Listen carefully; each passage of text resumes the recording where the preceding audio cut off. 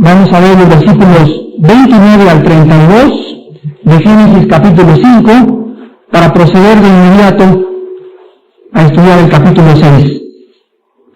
Dice la Biblia, después de toda la genealogía que estudiamos, que llamó su nombre Noé, diciendo, este nos aliviará de nuestras obras y del trabajo de nuestras manos, a causa de la tierra que Jehová maldijo. Y vivió Lamec, después que engendró a Noé, 595 años, y engendró hijos e hijas. Y fueron los días de Lamec 777 años, y murió. Y siendo Noé de 500 años, engendró a Sem, a Cam y a Jafet. Quiero que ustedes observen en esta noche que Noé procedía de una familia cristiana directamente.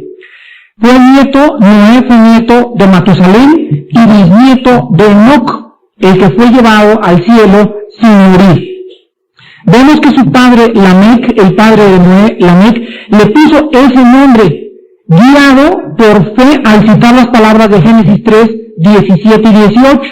Fíjense lo que dice el versículo 29. Y llamó su nombre Noé, diciendo, este nos aliviará de nuestras obras y del trabajo de nuestras manos, a causa de la tierra que Jehová maldijo.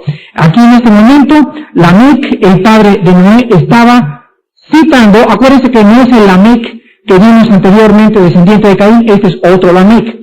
Y aquí está citando el padre de Noé las palabras de Génesis 3, 17 y 18, donde Dios maldice la tierra. Entonces, teniendo en cuenta la profecía que había sido dada en Génesis capítulo 3, Lamec le pone el nombre de Noé. La palabra Noé significa en el hebreo consuelo o descanso. No el nombre de Chelo, eso es otra cosa, consuelo, o sea, de descanso, de consolación.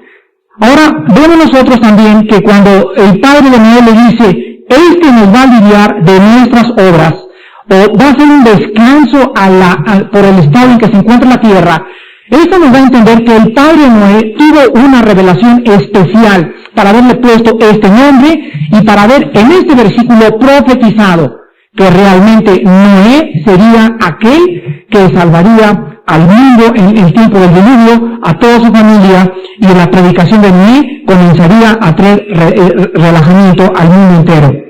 Ahora veamos lo que dice que en el versículo 32, que Noé tenía 500 años cuando fue papá. Y a los 500 años Noé engendró a los 3 hijos que tuvo, a Sem, a Cam y a Jafet. Sabemos que de estos 3 hijos descienden todos nosotros, toda la raza humana. Pero cuando lleguemos al capítulo 10 del Génesis, vamos a estudiar etimológicamente e históricamente las descendientes de toda la raza humana por medio de los 3 hijos de Noé. Vamos al capítulo 6 del Génesis y vamos a leer los primeros versículos del 1 al 4. Aconteció que cuando comenzaron los hombres a multiplicarse sobre la faz de la tierra y les nacieron hijas, queriendo los hijos de Dios que las hijas de los hombres eran hermosas, tomaron para sí mujeres, escogiendo entre todas. Y dijo Jehová, no contenderá mi espíritu con el hombre para siempre, porque ciertamente él es carne, mas serán sus días 120 años. Había gigantes en la tierra en aquellos días, y también, después de que se llegaron los hijos de Dios a las hijas de los hombres y les engendraron hijos, estos fueron los valientes que desde la antigüedad fueron varones de renombre. Al llegar al capítulo 6 del Génesis, hemos llegado al centro de la revelación bíblica en cuanto a la maldad del mundo antiguo. La primera maldad que nosotros encontramos en el Génesis la vimos en la vida de Caín, en un individuo. Después vemos la maldad no de un individuo, sino de una familia.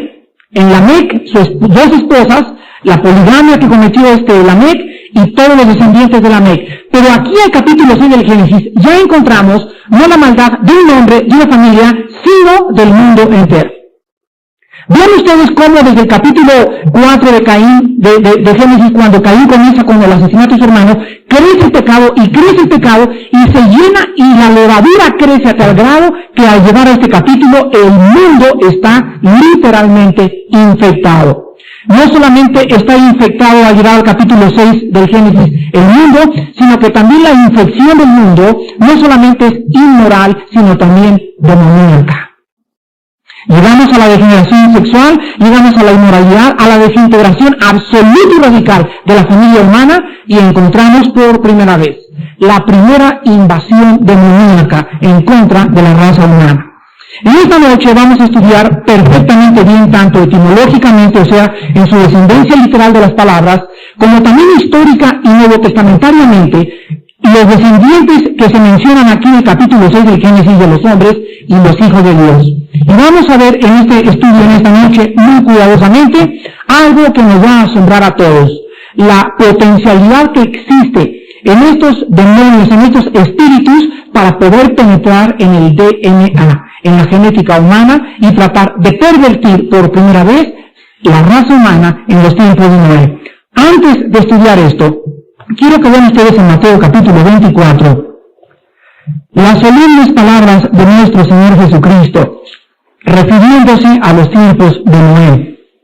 Mateo 24, del 37 al 39.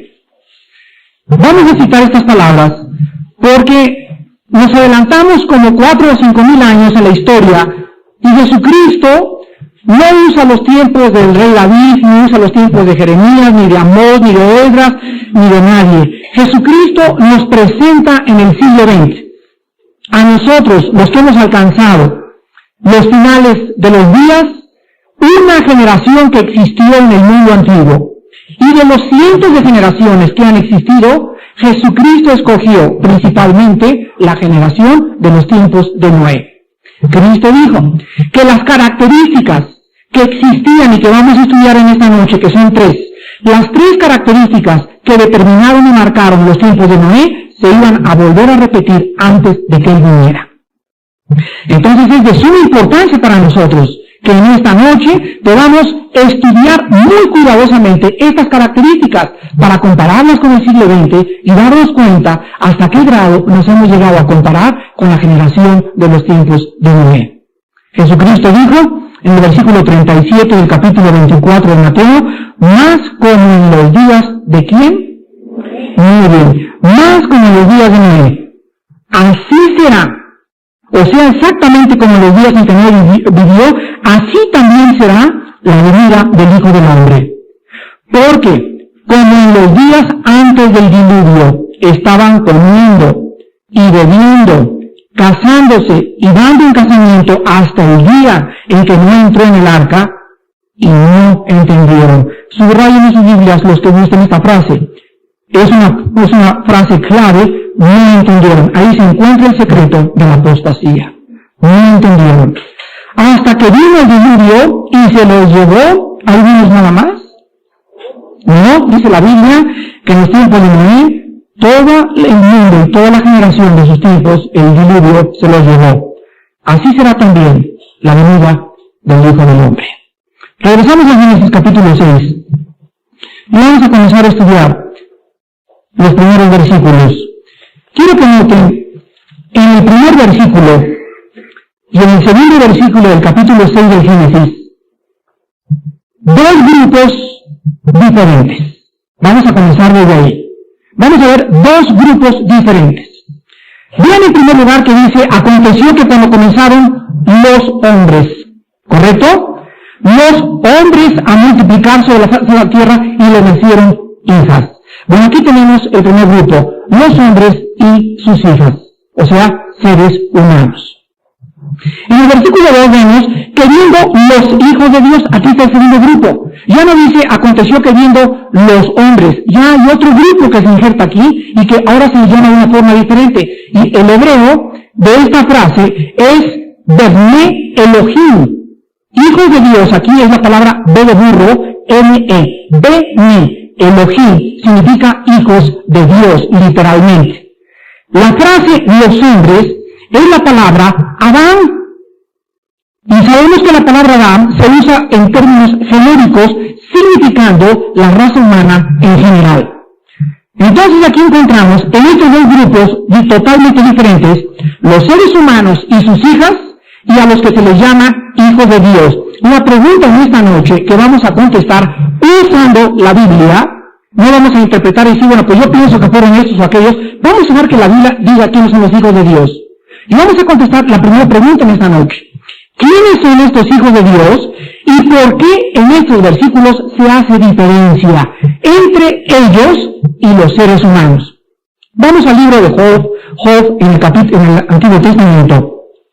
Y vamos a ver algunos pasajes donde se mencionan estos hijos de Dios. Se mencionan aproximadamente 3 o 4 veces en el Antiguo Testamento. Job 1:6. Un día vinieron a presentarse delante de Jehová, ¿quiénes? Los hijos de Dios, entre los cuales vino también Satanás. Veamos ahora Job capítulo 2, versículo 1. Aconteció que otro día vinieron, ¿quiénes? Los hijos de Dios para presentarse delante de Jehová, y Satanás vino también entre ellos, presentándose delante de Jehová. Ahora veamos el capítulo 38 de Job, versículo 7. Génesis 38, versículo 7. Job 38, versículo 7. Vamos a ver el versículo 4, del 4 al 7, para tener el contexto en donde vuelven otra vez a intervenir estos hijos de Dios. Dice, ¿dónde estabas tú cuando yo fundaba la tierra? Házmelo saber si tienes inteligencia. ¿Quién ordenó sus medidas, si lo sabes? ¿O quién extendió sobre ellas cordel? ¿Sobre qué están fundadas sus basas? ¿O quién puso su piedra angular? Cuando alababan todas las estrellas del alba y se regocijaban todos los hijos de Dios. Queridos hermanos, en estos 3 pasajes que hemos nosotros examinado, no hay otro pasaje en el Antiguo Testamento donde se mencionen los hijos de Dios. En los primeros 2 versículos que hemos visto nosotros en Job 1:1 y 2:1, los hijos de Dios forman parte de la comitiva de Satanás. En Job 1, vuelvo a repetir, en Job capítulo 2, estos hijos de Dios son seres angelicales. Y en el capítulo 38 se nos muestra que antes de la caída, antes de que existiera todo, cuando Dios estaba creando todas las cosas, dice la Biblia que estos ángeles, antes de ser en estado caído, se les llamaba hijos de Dios. En el Nuevo Testamento, el término hijo de Dios es un atributo que nos pertenece únicamente a los cristianos. Pero en el Antiguo Testamento, la frase hijo de Dios se refiere, de acuerdo a la propia Biblia, a los ángeles caídos. A los ángeles caídos. Vamos a ver ahora, en 1 de Pedro capítulo 1, ¿quiénes eran estos ángeles caídos? ¿Y de qué forma comenzaron a meterse o por qué se metieron? Porque después del capítulo 6 del Génesis, no se encuentra ninguna explicación, más que en el Nuevo Testamento, de la forma en que estos hijos de Dios o ángeles intervinieron en los tiempos de Noé. 1 de Pedro, capítulo 3, versículos 18 al 20. Porque también Cristo padeció una sola vez por los pecados, el justo por los injustos, para llevarnos a Dios, siendo a la verdad muerto en la carne, pero vivificado en espíritu, en el cual también fue y predicó a los espíritus encarcelados. ¿Quiénes eran esos espíritus? El versículo 20 nos da la respuesta. Los que en otro tiempo desobedecieron, cuando una vez esperaba la paciencia de Dios en los días ¿de quién? De Noé. Mientras se preparaba el arca, en lo cual pocas personas, es decir, 8, fueron salvadas por agua.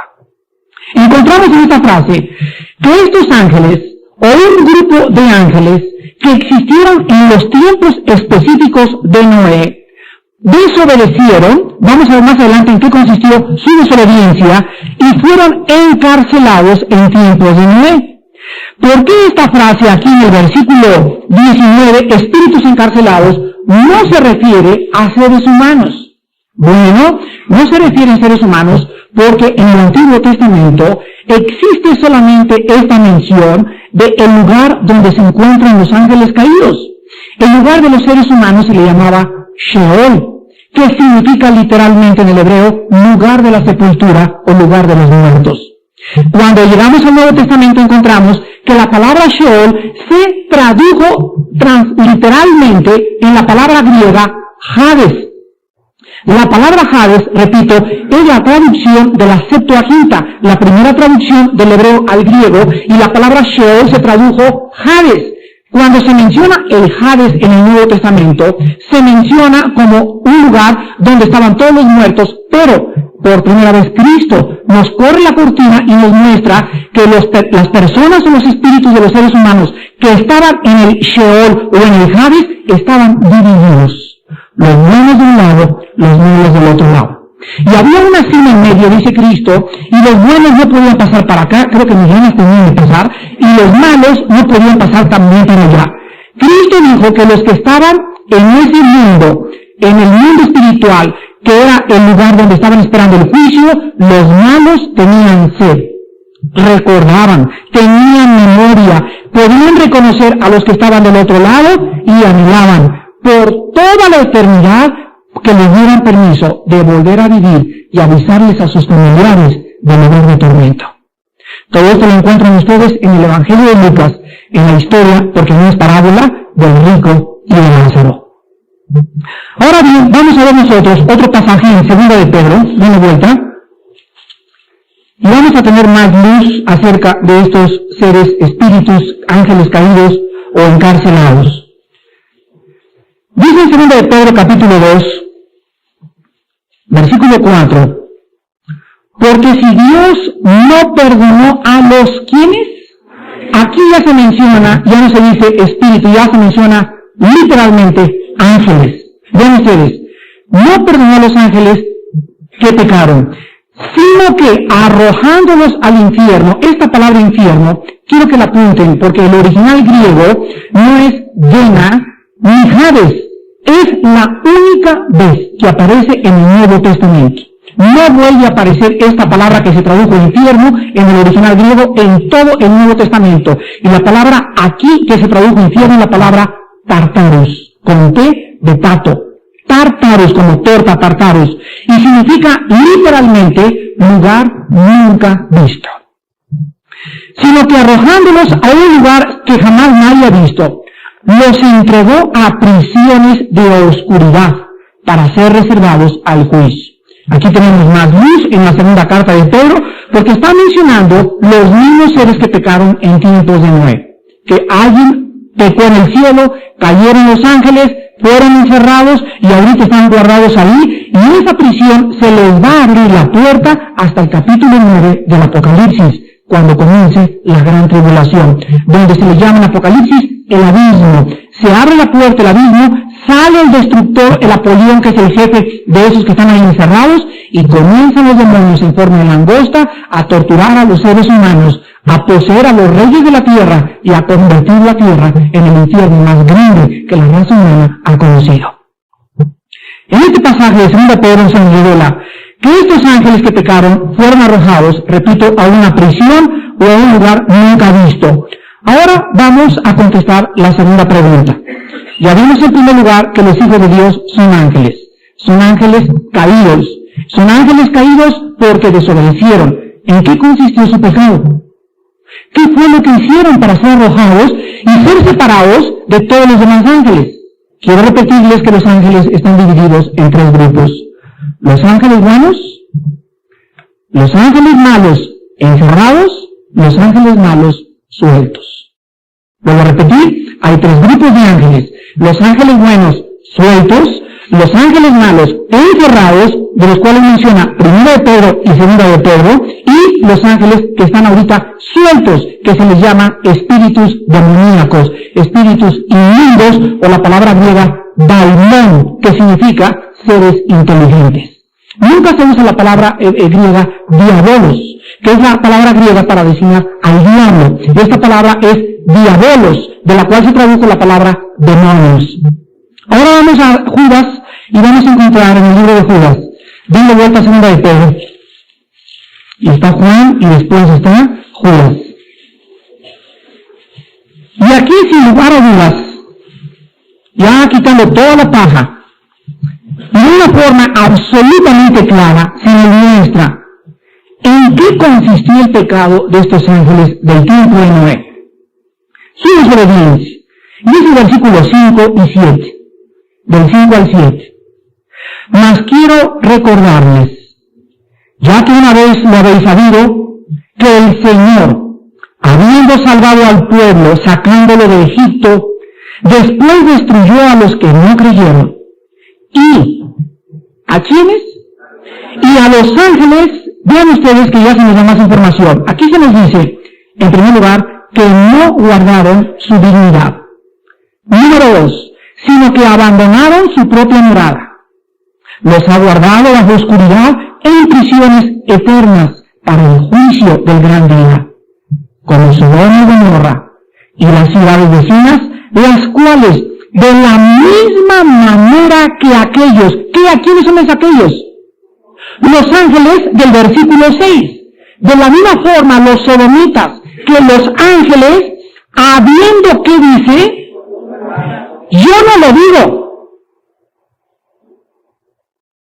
Es maravilloso y me encanta enseñar la Biblia, y que la Biblia hable por sí. Yo no lo digo, lo dice la Biblia, que estos ángeles fornicaban. Y dice la Biblia que fueron en pos de vicios contra naturaleza, fueron puestas, por ejemplo, sufriendo el castigo del fuego eterno. Vean ustedes las tres cosas que se mencionan en este pasaje acerca de los ángeles. En primer lugar, dice la Biblia, no guardaron su dignidad. En el original griego, esto significa que estos ángeles no guardaron su estado original. No guardaron su estado original. Cuando Dios crea al hombre, Dios le da al hombre un órgano reproductor sexual y le da a la mujer órganos reproductores sexuales. Este fue el estado original en que Dios creó a la raza humana.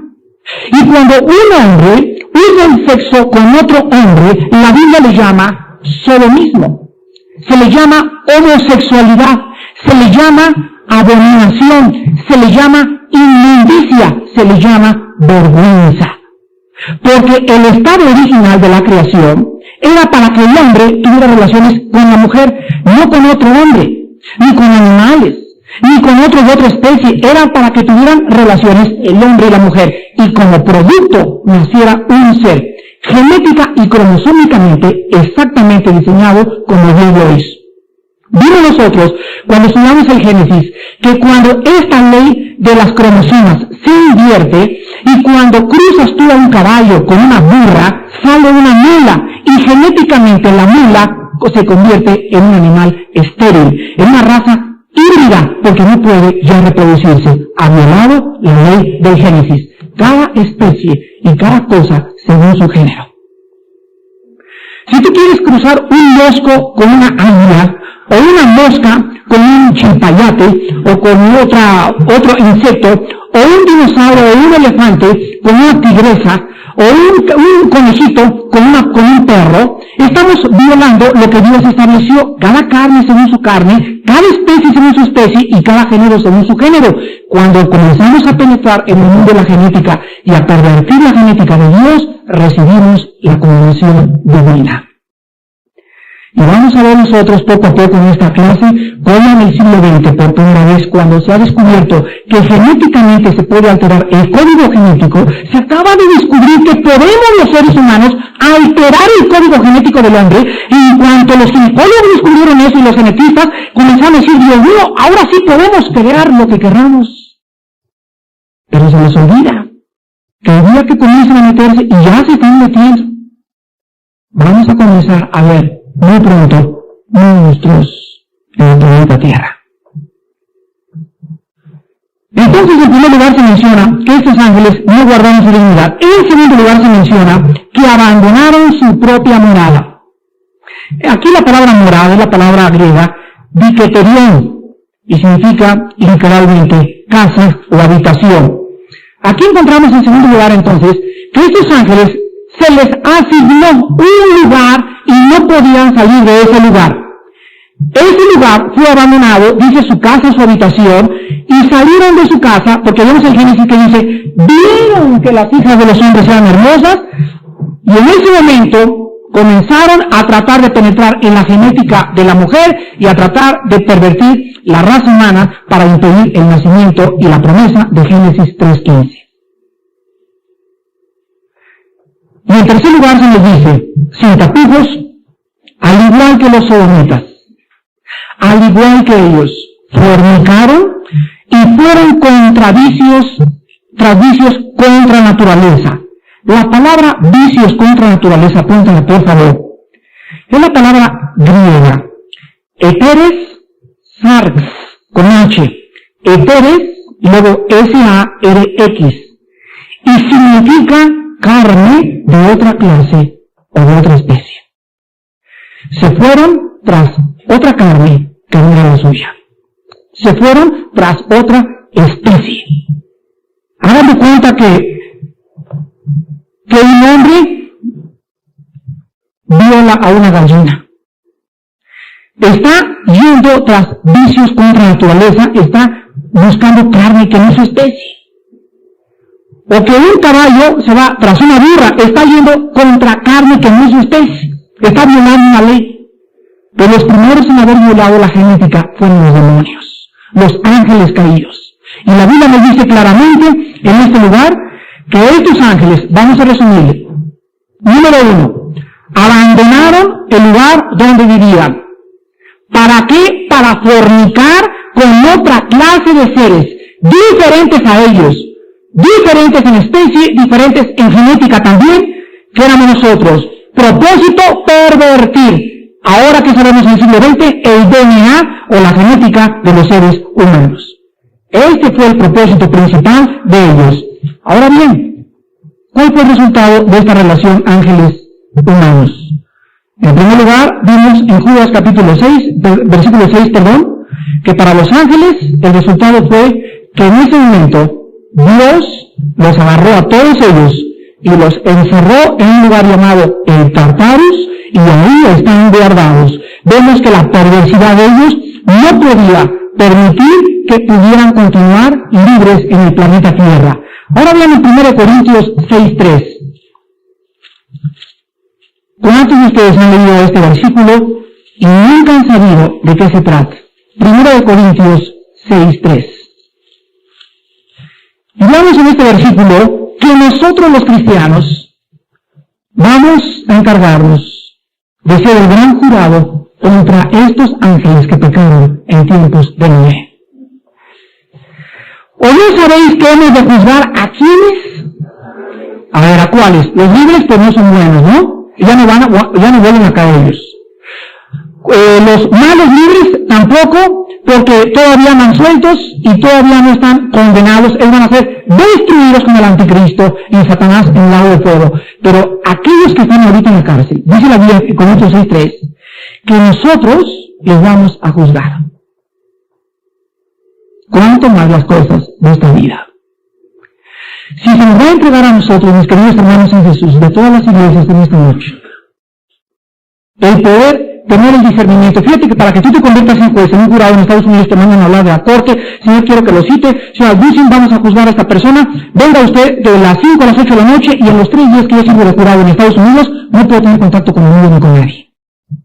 Me pone con todo el jurado, viene el abogado defensor y comienza a acusar, viene el otro acusador, y el jurado es el que toma la decisión y el discernimiento de los dos abogados. En última instancia, el juez decide, pero el jurado es el que decide últimamente, junto con el juez, si es culpable o no es culpable. Pues dice la Biblia que en el bema de Cristo, del tribunal de Cristo, cuando después de que seamos juzgados con nuestras obras, todos nosotros vamos a estar como gran jurado y van a traer en primer lugar a nosotros a los ángeles. Y cuando veamos esos seres en Isaías, vamos a decir, estos, y principalmente con el cabecilla que es el diablo, vamos a decir, este era el que traía tanto relajo, este era el que me tenía calentada la cabeza, este era el que trastornó a los mundos y el que provocó revoluciones y guerras, y provocó enemigos y hizo tantas cosas. En ese momento nosotros, dice la Biblia en 1 Corintios 2, porque tenemos la mente de Cristo y el espiritual no puede ser juzgado en nadie, podremos emitir el discernimiento para juzgarlos a ellos mismos en ese día. Hermanos, si esa mente que vamos a tener en el día del juicio la tenemos ahorita, ¿sabes todo eso? 1 Corintios 2, el espiritual juzga todas las cosas, pero no es juzgado a nadie. Ahí se usa la palabra griega anacrino, que significa el espiritual discierne todas las cosas.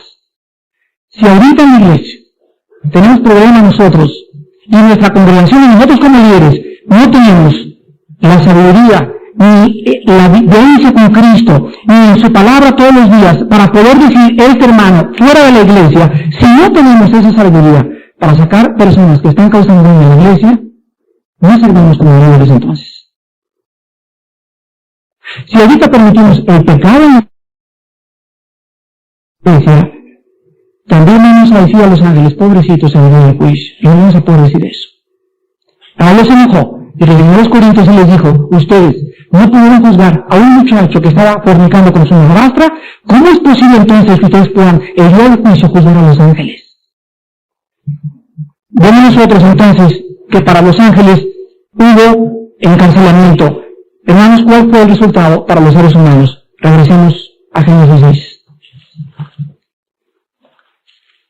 ¿Qué provocó esta interrelación sexual entre ángeles y seres humanos?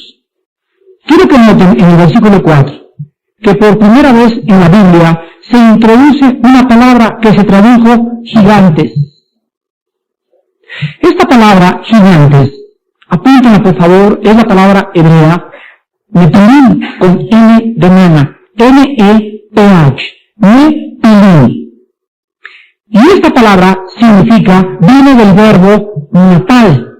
Nos suena también N-A-P-H-A-L, napal, hebreo, el verbo hebreo napal, que significa caídos. Vean Números capítulo 3.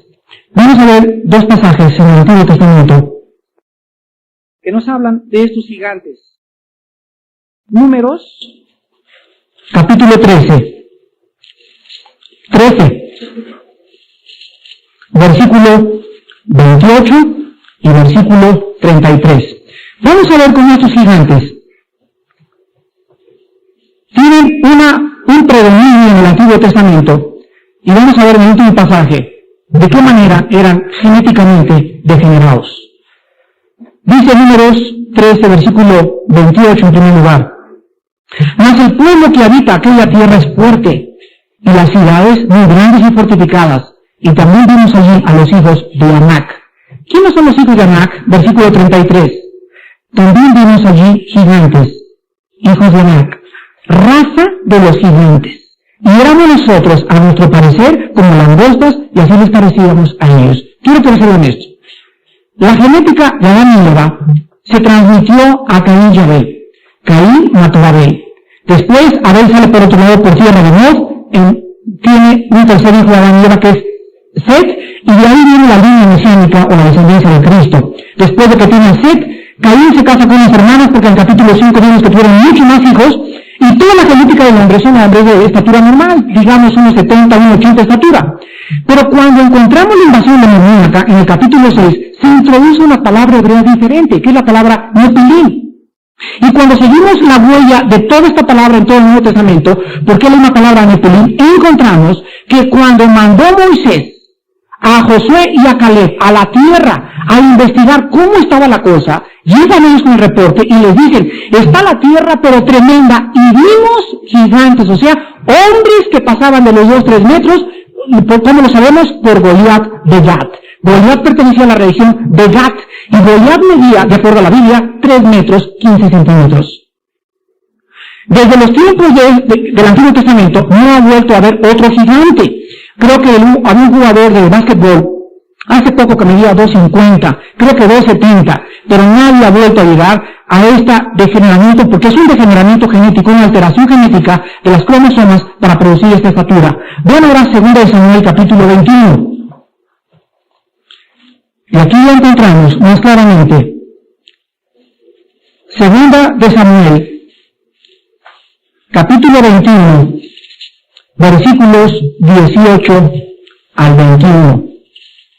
2 Samuel 21, versículos 18 al 21. Aquí encontramos ya una clara descripción de los gigantes.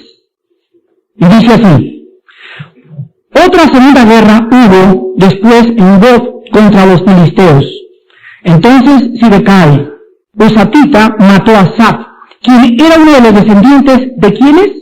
De los gigantes.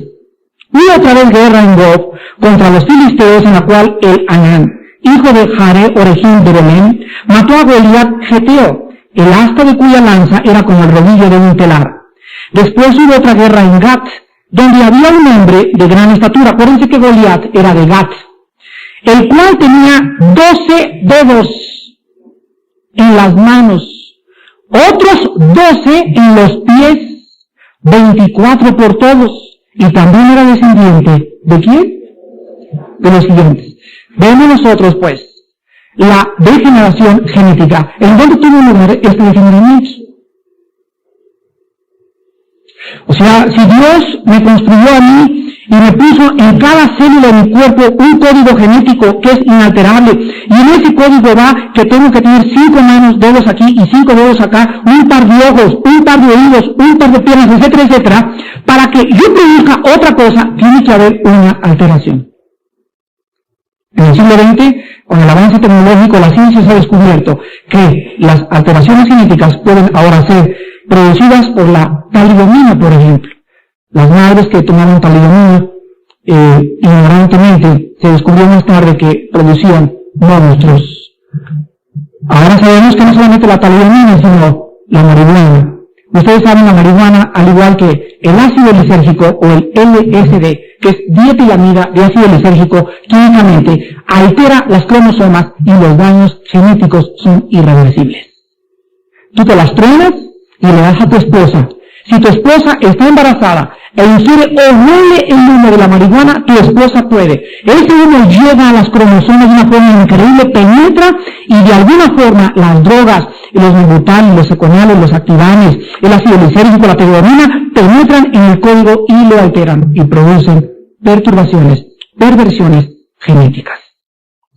Esta es una de las consecuencias del mundo de los drogadictos. Ahora bien, vayamos a Apocalipsis 9 y vamos a acabar con estos gigantes viendo que estos demonios, estos ángeles, de los tiempos de Noé, se les abre la puerta.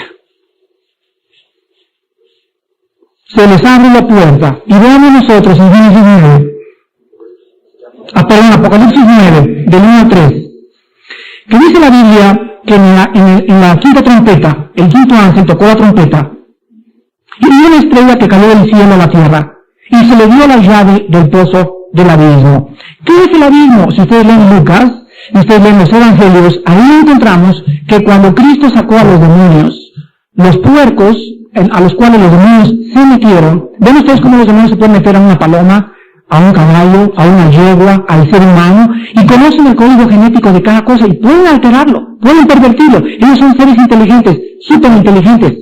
En ese momento, los demonios le gritaron a Cristo. ¿Se acuerdan que le gritaron? No nos mandes al abismo.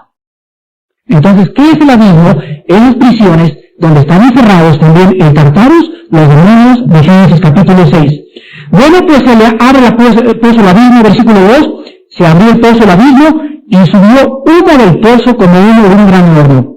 Se oscureció el sol y el aire por el humo del pozo. Y del humo salieron langostas sobre la tierra y se les dio poder como tienen poder los escorpiones de la tierra. versículos del 7 al 11. El aspecto de las langostas, o sea, de esos seres que salieron del abismo, eran semejantes a caballos preparados para la guerra. En las cabezas tenían como coronas de oro, sus caras eran como caras humanas. Aquí no me salgan con helicópteros, por favor, Por ahí leí una vez un comentario de Apocalipsis que eran helicópteros. Juan, para no dejar claras dudas, si no era esta frase, caras humanas, parecían realmente helicópteros. Pero dice Juan, tenían como caras humanas. O sea, vio literalmente. Si hubiera sido un helicóptero, he dicho, bueno, una cosa que volaba y hubiera dejado así, parecían langostas, así. Pero está describiendo claramente que no eran helicópteros. Tenían caras como humanos. Eran seres monstruosos. Versículo 7. En las cabezas tenían coronas de oro, sus caras eran como caras humanas. Tenían cabello, como cabello de mujer. Los helicópteros no tienen cabello. Sus dientes eran como de leones. Tenían corazas como corazas de hierro. El ruido de sus alas era como el estruendo de muchos carros de caballos corriendo a la batalla. Tenían colas como escorpiones y también aguijones. Y en sus colas tenían poder para dañar a los hombres durante 5 meses. Y tienen por rey sobre ellos al ángel del abismo, cuyo nombre en hebreo es Abadón y en griego Apolión. Aquí encontramos que estos seres monstruosos, perversiones genéticas, van literalmente a cubrir el planeta Tierra. Bueno, los niños que van a estar en esa época ya vieron Frankenstein. No, hombre, se ríen de Frankenstein. Ya vieron, los pitufos se ríen de los pitufos. Los grandes, hasta los hacen simpáticos. El exorcista la ven 5 veces. La raza que está ocupando el planeta Tierra está siendo preparada psicológicamente por las películas para aceptar esta clase de monstruos. Cuando aparezcan, no se van a asustar. Yo me acuerdo que yo estaba niño cuando vi la película de Frankenstein en casa de mi abuelita, y se los juro que no dormí en 3 días. Frankenstein ahorita es un bobo. Comparado con el sangrerío que sacan en las películas. El otro día, el día anterior estaba en el desayuno en el hotel, que el hotel me enseñó un cuarto, cortesía un día antes, a estar con mis hijos, y ahí en el hotel hay cablevisión, y prendieron la televisión, y sacan una película que se llama Masacre en Texas. Un cuate con una sierra, correteando toda la gente, y así se ve cuando le mete la sierra en la cabeza y le brincan los ojos, la nariz y todo, y agarra el otro cuate con un martillo destrozándole así la cabeza, ¿verdad? Y veíamos otro día estaba el programa de la televisión en otros cuartos, y mira. Es increíble, y yo le digo, apaguen esa cosa, Dios mío, de aquí no dormirían 20 días. Es increíble, los programas de televisión tan sangrientos, tan sádicos, que existen ahorita, y los monstruos que sacan, así Frankie se les digo que es un Rock Hudson comparado con los monstruos de ahorita. Pues hasta allá nos dirigimos. Quiero acabar con las objeciones. Hay objeciones acerca de lo que acabamos de hablar, y les voy a presentar las 2 objeciones que existen. Porque muchos estudiantes sinceros de la Biblia dicen que estos ángeles no eran ángeles caídos, sino la descendencia de Caín. Entonces dicen, unos serán hombres y otros hijos de Dios. A los de Caín se les llama hijos de Dios, a los otros hombres. Quiero que vean ustedes en esta objeción lo siguiente. Vimos que solamente se usa la frase hijo de Dios para los ángeles en el Antiguo Testamento. Objeción tachada. Nunca jamás se vuelve a usar este nombre para la descendencia de Caín. Se usa nada más para los ángeles. Otra objeción. Los ángeles no se pueden reproducir, pues Cristo dijo que no tenían sexo. Cristo no dijo eso. Si ustedes leen Mateo 22, del 29 al 30, vamos a leerlo. Veamos realmente lo que Cristo dijo. Mateo 22, del 29 al 30. O sea, esta es la segunda objeción y ya no hay más, pero esta es la más fuerte. Y dice, no, eso no puede ser, porque Cristo dijo que los ángeles no se reproducían. Bueno, vamos a ver qué dijo Cristo. Mateo 22, 29 al 30. Entonces respondiendo Jesús les dijo, erráis ignorando las escrituras del poder de Dios. Porque en la resurrección ni se casan ni se darán en casamiento, sino serán como los ángeles de Dios en el cielo. Pero respecto a la resurrección de los muertos, ¿no habéis leído lo que os fue dicho por Dios cuando dijo, Yo soy el Dios de Abraham, el Dios de Isaac, el Dios de Jacob, Dios mi Dios de muertos. Si me vimos, oyendo esto la gente se admiraba de su doctrina. Vuelvo a repetir. Porque en la resurrección, versículo 30, ni se casarán, ni se darán en casamiento, sino serán como los ángeles de Dios en el cielo. Las personas que sostienen esta objeción, quiero decirles que Cristo está mencionando a los ángeles del cielo, no a los ángeles caídos. Que después de esto se hayan convertido en asexuales, o que los ángeles buenos no se reproducen, o no tienen deseos pecaminosos, como nosotros, el día que estemos allá, le dijeron a Cristo, oye, yo tuve 5 esposas, Juana, Petra y Silveria. ¿Con cuál de las tres, cuando yo llegue al cielo, con cuál de las 3 me voy a ir? ¿O cuál de las 3 va a ser mi esposa?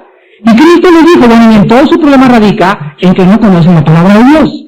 Cuando nosotros lleguemos al cielo, vamos a ser iguales que los ángeles. En el cielo ya no va a haber reproducción. En el milenio sí va a haber reproducción, pero en el cielo no va a haber reproducción. ¿Por qué no va a haber reproducción? Posiblemente por eso. Porque en la reproducción hay el deseo. El deseo. Y de repente me gusta esta angelita. Y está mejor que mi Liboria de aquí abajo, ¿verdad? Entonces, no va a haber esos deseos, porque si hubiera un deseo y tengo hambre, oye, y no hay de comer una hamburguesa, por ahí vamos a Marta, hacemos unas hamburguesas, o lo que sea, cualquier deseo que existiera, o impulso biológico que Dios puso en los hombres, y se repitió en el cielo, ya la felicidad no sería total y absoluta. Pero parece ser que en el principio, cuando estos ángeles se revelan, parecía que sí tenían la capacidad de reproducirse, y de alterar genéticamente los seres humanos. ¿Cómo puede un demonio poder poseer el cuerpo de una mujer? Muy sencillo. Cuando un drogadicto tiene relaciones con una muchacha, cuando un hombre tiene relaciones con una puerca o con una gallina, las perversiones que nacen son perversiones demoníacas. Los demonios poseen a esa persona para que vaya en contra de vicios en contra de naturaleza. Vean ustedes lo que Dios ha hecho en el siglo XX. Permitir una peste peor que la bubónica del siglo XIV. La coincidencia, que no es coincidencia, que en la gran mayoría esta peste es resultado de relaciones homosexuales.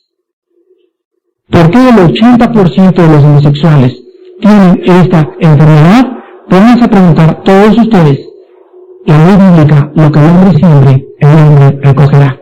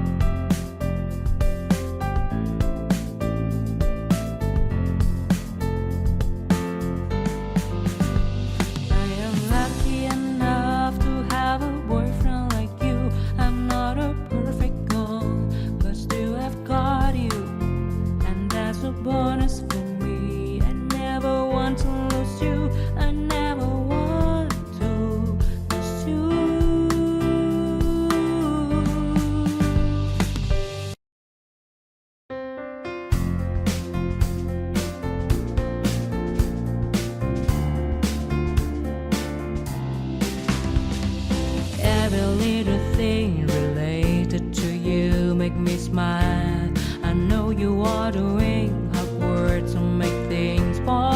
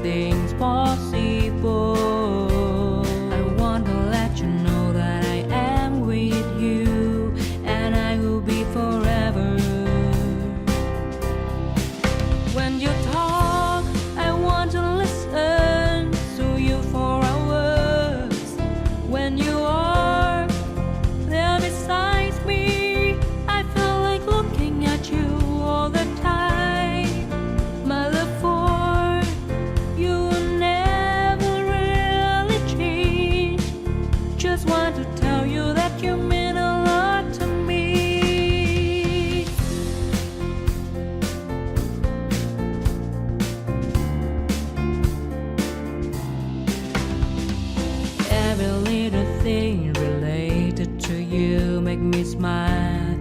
I know you are doing hard work to make things possible.